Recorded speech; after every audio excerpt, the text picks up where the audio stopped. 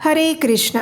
परम पवित्र पौष मास में आती है एक विशेष एकादशी जिसका नाम है सफला एकादशी। प्रत्येक वर्ष पौष मास के कृष्ण पक्ष में ये विशेष सफला एकादशी का आगमन होता है और वो हमारे भौतिक और आध्यात्मिक जीवन को सफल बनाने वाली एकादशी है। वैसे तो हमारे शास्त्र कहते हैं कि प्रत्येक एकादशी तिथि का पालन करके मनुष्य को अपने धर्म, अर्थ, काम और मोक्ष इन चारों पुरुषार्थों को सिद्ध करना चाहिए, क्योंकि ये एकादशी तिथियां हमें परम आध्यात्मिक उच्च गंतव्य की ओर लेकर जाती हैं। तो चलिए इस आने वाली सफला एकादशी के उपलक्ष्य में हम शास्त्रों से ली गई कुछ पौराणिक कथाएं और उसकी संपूर्ण व्रत विधि का श्रवण करते हैं। इन कथाओं को सुनने से हम अपने मन और चेतना को आध्यात्मिक स्तर पर स्थापित कर पाएंगे और आने वाली एकादशी का पूर्ण श्रद्धा और एकाग्रता से पालन करने में ये हमें सहायक बनेगा। तो चलिए आज की इस कथा का आरंभ करते हैं।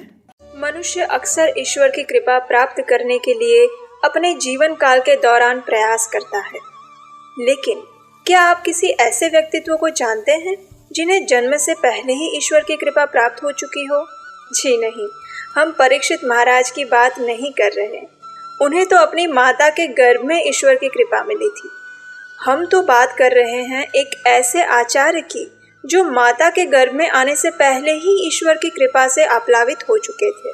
चलिए आज हम आपको एक ऐसे महान वैष्णव आचार्य की जीवनी सुनाते हैं जिन्होंने अपने कृष्ण प्रेम की बाढ़ से एक ऐसी सरिता का सर्जन किया जिसमें आज भी अगर कोई व्यक्ति डूब जाए तो वो इस भव सागर को तैर जाता है। लेकिन ये महान आचार्य है कौन और उन्होंने कौन सी सरिता का सर्जन किया? ये जानने के लिए आपको हमारे साथ इस वीडियो में अंत तक बने रहना होगा। ये उस वक्त की कहानी है जब भगवान श्री चैतन्य महाप्रभु श्रीवास आंगन में अपनी दिव्य लीला प्रकट कर रहे थे और उस समय एक अलौकिक घटना हुई। जैसे कि आप सब जानते हैं कि भगवान श्री कृष्ण का करुणा अवतार यानी भगवान श्री चैतन्य महाप्रभु, जो कि आज से 500 वर्ष पूर्व बद्ध जीवों को कृष्ण प्रेम प्रदान करने के लिए इस धरातल पर प्रकट हुए थे। तो एक दिन भगवान श्री चैतन्य महाप्रभु अचानक ही श्रीवास आंगन में आए और मैं ही हूँ का सिंहनाद करने लगे। उन्होंने श्रीवास घर में जितने लोग थे उन सभी को अपनी विशेष कृपा देने के लिए बाहर बुलाया और अपने आप को पूर्ण पुरुषोत्तम भगवान के रूप में प्रकट करने लगे। उस समय वहाँ 4 साल की एक छोटी सी बच्ची भी थी। उसका नाम था नारायणी। वह श्रीवास ठाकुर के भाई की पुत्री थी। नारायणी को देखकर श्री चैतन्य महाप्रभु ने उसे कहा, नारायणी, कृष्ण का नाम लो और दिव्य आनंद में रो। प्रभु के शब्द सुनते ही नारायणी की चेतना जाने लगी और हे कृष्ण कहकर उसकी आंखों से अश्रुधारा बहने लगी और शुद्ध प्रेम के सारे लक्षण प्रकट करते हुए वह जमीन पर गिर पड़ी। और इस प्रकार नारायणी को केवल 4 वर्ष की आयु में भगवान श्री चैतन्य महाप्रभु की विशेष कृपा प्राप्त हुई। गौरहरि श्री चैतन्य महाप्रभु जब भी नारायणी को देखते थे वे उसके प्रति विशेष स्नेह प्रदर्शित करते और अपना महाप्रसाद उसे देते। कुछ समय बाद महाप्रभु ने संन्यास ग्रहण किया और वे नवद्वीप छोड़कर चले गए। इधर नारायणी भी बड़ी हो रही थी, उसकी शादी हो गई और वह किसी दूसरे गांव में चली गई। लेकिन महाप्रभु द्वारा दिए गए कृष्ण प्रेम की धारा सदैव उसके अंतर्मन में प्रवाहित होती रही और इसी नारायणी के गर्भ में एक दिव्य बालक और महान आचार्य ने जन्म लिया, जिसे अपने गर्भ काल के समय से पहले ही भगवान श्री कृष्ण की विशेष कृपा मिल चुकी थी।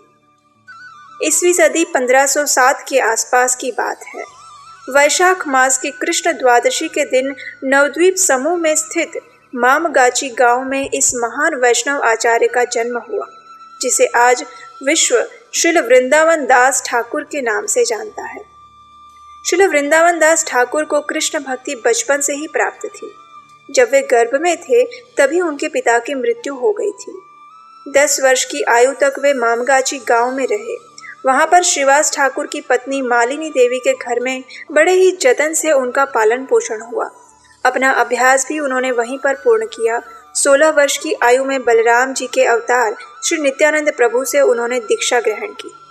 श्री नित्यानंद प्रभु चाहते थे कि श्री वृंदावन दास ठाकुर कृष्ण भक्ति के प्रचार कार्य में उनकी सहायता करें और देनुर को ही अपना हेडक्वार्टर बना के वहीं से कृष्ण भावनामृत का प्रचार संभाले।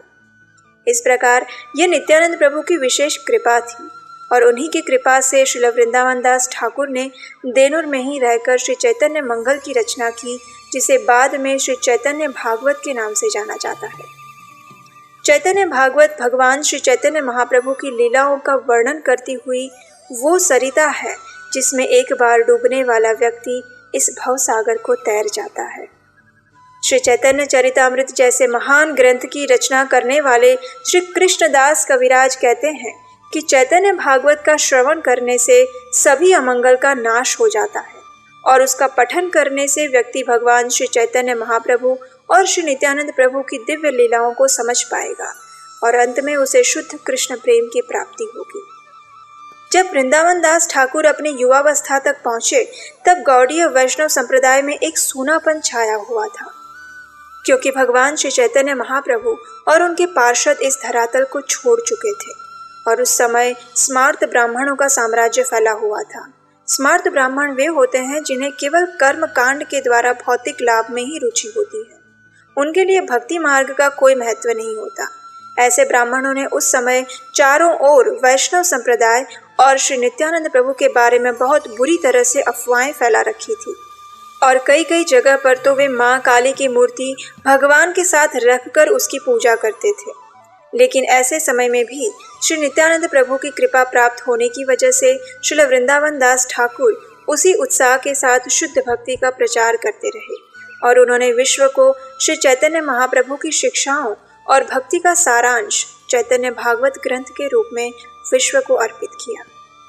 यहाँ सोचने वाली बात यह है कि क्या किसी साधारण मनुष्य के अंदर इतनी क्षमता हो सकती है? जी नहीं, भगवान का प्रचार कार्य करने वाले और उनकी विशेष कृपा प्राप्त करने वाले सिर्फ उनके पार्षद ही हो सकते हैं। और इसलिए तो चैतन्य चरितामृत के आदि खंड के 8वें अध्याय और 34वें पयार में कृष्णदास कविराज कहते हैं, कृष्ण लीला भागवते कहे वेद व्यास, चैतन्य लीलार व्यास वृंदावन दास। अर्थात जिस प्रकार व्यासदेव ने श्रीमद् भागवतम में भगवान श्री कृष्ण की दिव्य लीलाओं का वर्णन किया है, उसी प्रकार श्री वृंदावन दास ठाकुर ने भगवान चैतन्य महाप्रभु की लीलाओं का वर्णन किया है। कृष्णदास कविराज इसी ग्रंथ में आगे अंत्य लीला के 20वें अध्याय के 82 पयार में फिर से कहते हैं कि वृंदावन दास ठाकुर भगवान नित्यानंद के प्रिय भक्त हैं और इसलिए वे मूल रूप में व्यासदेव हैं जिन्होंने श्री चैतन्य महाप्रभु की दिव्य लीलाओं का वर्णन किया है।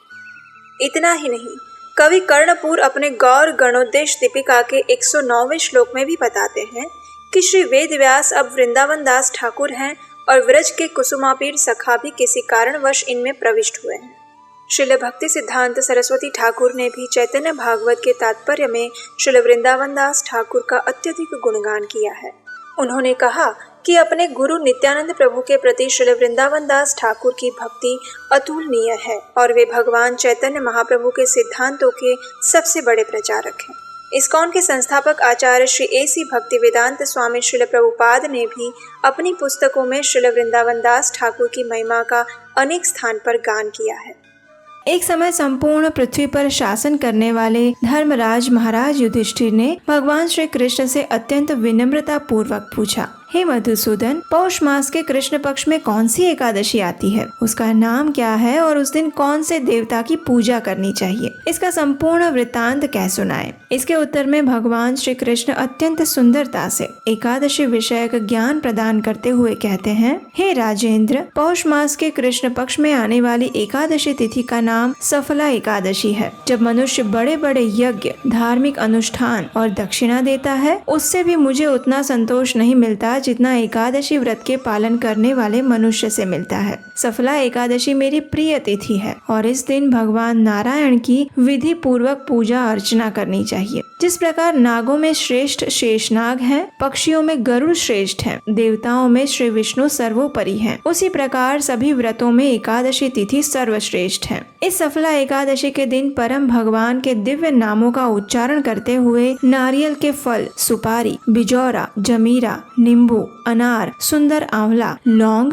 बेर और आम के फलों से तथा सुगंधित पुष्प, धूप, दीप इत्यादि से श्री हरि का पूजन करना चाहिए। इस दिन विशेष रूप से भगवान श्री हरि को दीपदान करने का महात्म्य बताया गया है। रात्रि में वैष्णव पुरुषों के साथ मिलकर जागरण करना चाहिए। उस समय भगवान की दिव्य कथा का श्रवण और कीर्तन करना चाहिए। जो व्यक्ति एकादशी की रात्रि में जागरण करता है उसे जिस फल की प्राप्ति होती है वो फल हजारों वर्षों तक तपस्या करने से भी नहीं होती। तो चलिए अब हमारे लिए सरलता से इस एकादशी का पालन करने की विधि क्या है उसके विषय में संक्षिप्त में चर्चा करते हैं। यदि आप इस एकादशी का व्रत करने का संकल्प लेते हैं तो इसका प्रारंभ दशमी के दिन से ही करना चाहिए। दशमी के दिन संध्या के बाद अन्न प्रसाद नहीं लेना चाहिए। यदि आप चाहें तो फल, दूध इत्यादि ले सकते हैं। एकादशी के दिन प्रातः ब्रह्म मुहूर्त में उठ जाएं और स्नान इत्यादि नित्य कर्मों से निवृत्त होकर अपने घर में भगवान की मंगला आरती करें। यदि ये आपके लिए संभव ना हो तो आप मंदिर में जाकर या फिर ऑनलाइन इसका दर्शन भी कर सकते हैं। उसके पश्चात तुलसी देवी को जल अर्पण करें, उनकी प्रदक्षिणा करें और उन्हें प्रणाम करें।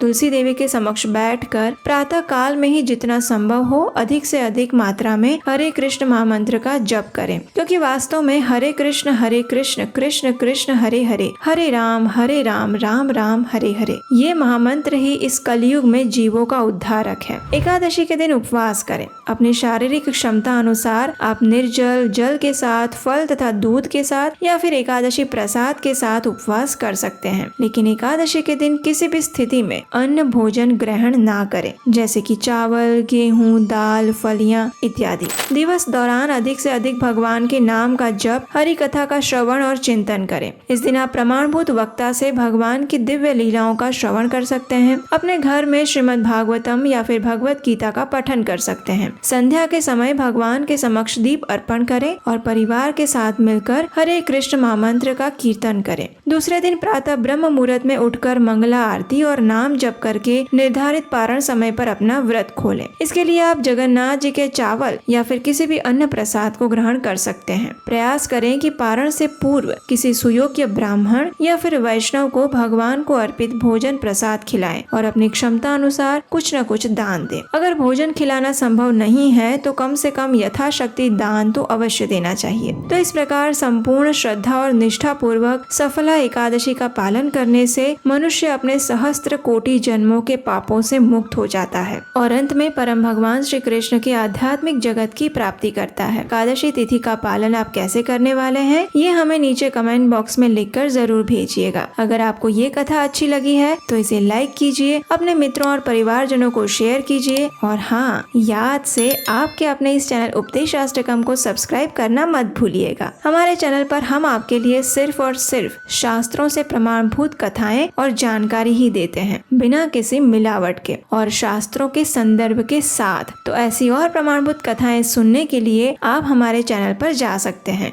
तो अगर आप भी किसी प्रमाणभूत वक्ता से इस भगवत गीता को सीखना चाहते हैं, पढ़ना चाहते हैं, तो हम आपके लिए एक सुवर्ण अवसर लेकर आए हैं और वो है 2 जनवरी 2025 से शुरू होने वाला भगवत गीता का 18 सत्रीय ऑनलाइन क्रैश कोर्स, जो कि ऑनलाइन जूम पर किया जाएगा। इस्कॉन लुधियाना सिविल लाइंस के साथ मिलकर ये कोर्स हम आपके लिए लेकर आए हैं, जिसमें इस्कॉन के वरिष्ठ भक्तों द्वारा आपको भगवत गीता के सभी अध्यायों का सार बताया जाएगा। उसकी संपूर्ण जानकारी नीचे डिस्क्रिप्शन बॉक्स में दी गई है। आप चाहे तो आज ही उसके लिए रजिस्टर कर सकते हैं। इस कोर्स में रजिस्टर करने से आपको भगवत गीता यथारूप, जो कि श्रील प्रभुपाद जी द्वारा लिखी गई है, वो आपके घर पर बिना किसी शुल्क के पहुंचाई जाएगी। इसके साथ साथ आपको इस कोर्स का सर्टिफिकेट भी दिया जाएगा। तो ज्यादा सोचिए मत, अभी रजिस्टर करिए इस कोर्स के लिए। और ऐसी कथाओं को बनाने में हमारी सहायता करने के लिए आप स्क्रीन पर दिए गए नंबर पर हमें अपना आर्थिक योगदान भी भेज सकते हैं। तो चलिए, मनुष्य जीवन को सफल बनाने वाली इस सफला एकादशी का संपूर्ण निष्ठा और श्रद्धा पूर्वक पालन करते हैं और परम भगवान श्री कृष्ण से प्रार्थना करते हैं कि वे हमें उनकी शुद्ध भक्ति और दिव्य भक्तिमय सेवा प्रदान करें।